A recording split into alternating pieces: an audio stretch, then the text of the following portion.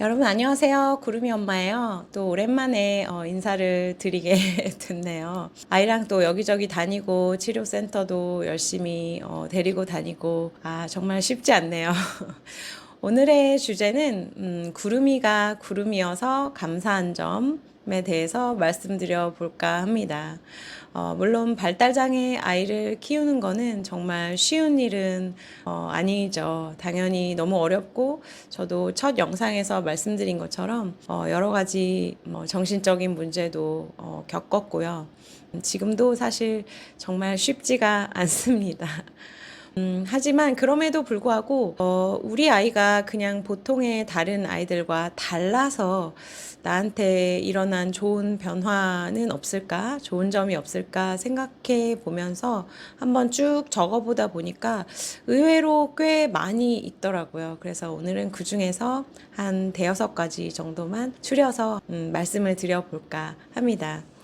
우선은 저희 집 구름이는 사랑 덩어리예요. 진짜 애정이 많은 아이고 사실 처음에는 제가 아무리 사랑한다 말을 하고 뽀뽀하고 껴안아주고 해도 저한테 다른 아이들처럼 그렇게 반응해 주는 게 없어서 제가 참 외로운 그 육아를 하던 그런 시기가 있었죠. 하지만 이게 정말 그냥 밑 빠진 독에 물 붓기라고 생각을 한 시기에도 계속 아이한테 사랑을 표현하고 그렇게 하니까 정말 어느 날에는 엄마 사랑해 이렇게 이야기를 하더라고요. 물론 그게 뭐 정확한 발음과 그런 톤은 아니었지만 막 사당해 막 이렇게 하기는 했지만 그 모습마저도 정말 저한테는 너무 감동적인 그런 순간이었습니다. 좀 빠른 아이들은 한 4~5살만 되어도 엄마 살 좀 빼, 뭐 엄마 화장 좀 해, 막 이렇게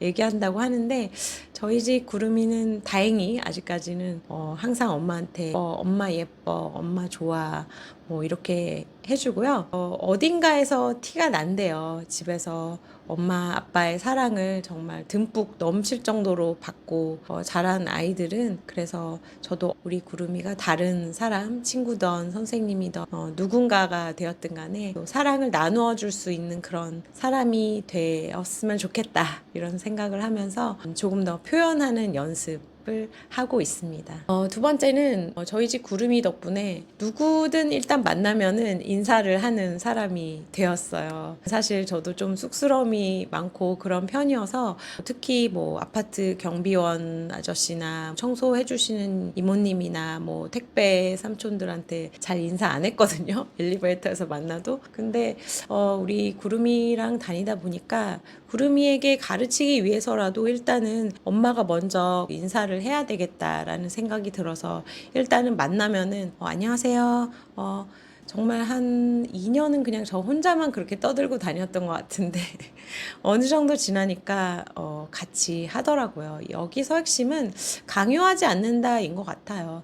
인사해야지, 뭐 안녕하세요 해야지 이게 아니고 그냥 엄마 아빠가 먼저 계속 그 모습을 보여주다 보면은 어느 순간에는 모방이 나오더라고요. 발달이 느린 아이건 빠른 아이건 이거는 상관이 없는 것 같아요. 일단은 엄마 아빠가 무조건 먼저 인사하는 모습을 보여준다. 이게 좀 중요한 것 같고요. 세 번째는 우리 집 구름이 덕분에 제가 운동을 다시 시작하게 되었어요. 사실 남자아이고 또래보다 덩치가 좀 크다 보니까 또 저희 집 구름이 같은 경우에는 아빠가 지금 한국에 같이 없다 보니까 엄마 혼자서 데리고 다녀야 되는 시간들이 많거든요.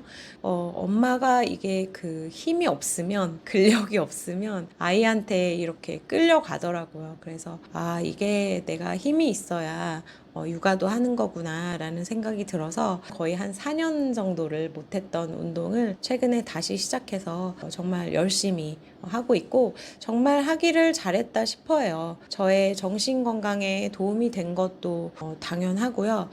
물론 단점은 이제 운동을 하고 나니까 식욕이 너무 좋아져가지고 운동하고 나서 너무 먹어가지고 요즘에 자꾸 근육 돼지가 되고 있기는 한데요. 저는 항상 거울을 볼 때마다 나 왜 이렇게 살이 쪘지, 왜 이렇게 못생겨졌지 이렇게 생각했던 스스로가 점점 자신감이 조금 생기고 있습니다. 제가 올해 한국 나이로는 47살이고 이제 3년 후면은 언니들 말로 5호선을 타게 될 텐데 그래도 주변에 친구 엄마들이 저보다 뭐 거의 10살씩 어리고 한데 그래도 참 구름이 엄마는 체력이 대단하시네요. 이렇게 얘기를 해 주더라고요. 요즘에 저희 집 구름이가 이제 계단으로 많이 다녀요. 지하 3층에 주차를 해놓고 13층에 있는 치료센터까지 계단으로 올라가는 적이 꽤 많이 있어서 그러면 저도 이제 같이 운동화 신고 가방을 2개씩 들고 계단을 올라갈 수밖에 없습니다. 저는 거의 숨이 턱까지 차지만 저희 아들은 뭐 아무렇지도 않죠. 더 열심히 운동을 해야 될 것 같아요. 네. 어떻게 보면 효자라고 봐야 되겠죠. 엄마의 건강까지 이렇게 챙겨주니까요. 네 번째는 책을 더 많이 읽게 됐어요. 원래도 저는 책을 좋아했고 특히 저는 뭐 하는 일 때문에도 그렇지만 의학과 뇌과학, 심리학 이런 쪽에 대한 관심이 많았거든요. 계속 공부를 할 수밖에 없게 되더라고요. 뭐 아동 발달에 대한 책뿐만이 아니라 자폐 스펙트럼, ADHD 여러 가지로 다 공부를 하게 되고 나는 어떤 사람인가, 어떻게 살아야 하는가, 특히 어떤 고통이나 어려움이 인생에 다가올 때 어떤 마음을 먹어야 더 나은 방향으로 내가 나 스스로를 좀 끌고 나갈 수 있을까 이런 생각을 최근 3년 동안 진짜 많이 하게 된 것 같아요. 그래서 앞으로 이 구름의 시간 채널에도 제가 특히 마음이 힘들었을 때 저에게 큰 도움이 되었던 책들도 기회가 되면 같이 읽어보고 소개도 해드리고 그런 컨텐츠도 한번 만들어 볼 예정입니다. 특히 어떤 어려움이 닥쳤을 때 다시 일어나기 위해서는 3개가 중요하다고 하더라고요. 첫 번째가 수면이고, 두 번째가 운동이고, 세 번째가 독서, 명상까지 추가하시는 분들이 계시던데 아직 저는 명상까지는 자주 하고 있지 못하지만 잠을 좀 잘 잘 수 있도록 노력하는 거, 운동을 하는 것, 그리고 저의 부족한 이런 지혜를 채워줄 책을 읽는 것으로 스스로를 조금 돌보는 중입니다. 요즘 거의 일주일에 한 2권 정도씩은 책을 계속 읽는 것 같고요. 구름이 보통 이제 치료받으러 센터 들어가면 40분 정도는 제가 시간이 생기잖아요. 그때 주로 책도 보고 요약도 하고 뭐 글도 쓸 때가 있고 나름대로 자료를 정리해서 이런 거는 나중에 한번 콘텐츠로 만들어 봐야겠다. 나중에 다른 엄마 아빠들하고 이런 거는 한번 이야기를 해봐야겠다. 이런 내용도 정리를 해보는 중입니다. 5번째는 우리 구름이 덕분에 길에서 뭐 어떤 아이가 막 누워서 발버둥 치면서 울고 있더라도 이제는 놀라지 않습니다. 오히려 지금 저 엄마가 또는 아빠가 얼마나 마음이 힘들까 이런 생각을 하게 되더라고요.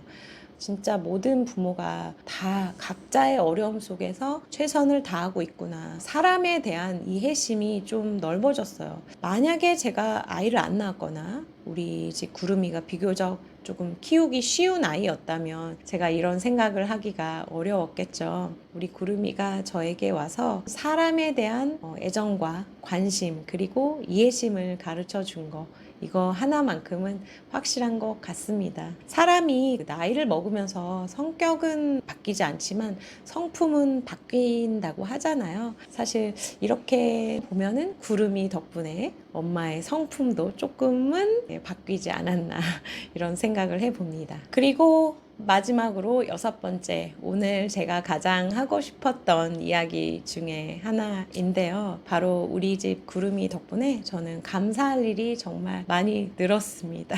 왜 그 느린 아이 발달 장애 아이를 키우면서 감사할 일이 나느냐라고 질문을 하시는 분이 계실 수도 있어요.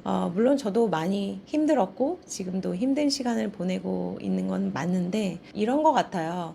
저도 당연히 너무 힘들었을 때는 왜 나한테 이런 일이 생길까? 내가 나이도 많은데 왜 아이를 낳았을까? 그냥 결혼 안 하고 혼자 편하게 살 것을 뭐 이런 생각까지도 솔직히 한 적이 있어요. 그런데 요즘에는 그냥 오늘 하루도 우리 구름이가 다치지 않고 아프지 않고 이렇게 하루를 보냈다 라는 생각만 해도 너무 감사하더라고요. 세상에 사실 수많은 아이들, 특히 아기들 중에서도 태어나면서부터 몸이 아픈 아이도 있고 일찍부터 입원하고 수술하고 심지어는 평생 신체 부위 어디가 없다든지 그런 상태로 살아야 하는 아이들도 있잖아요. 물론 정신적인 어려움이 신체적인 어려움보다 정도가 가볍다, 무겁다 이런 걸 따질 수는 없죠. 그래도 내 아이가 특별히 지금 신체적으로 아픈 곳이 없고 몸이 건강하다라는 사실에 감사하기 시작하니까 신기하게도 점점 감사할 일이 늘어나더라고요. 아이 아빠가 육아를 많이 도와주지 못해서 제가 지금 거의 5년이 되었죠.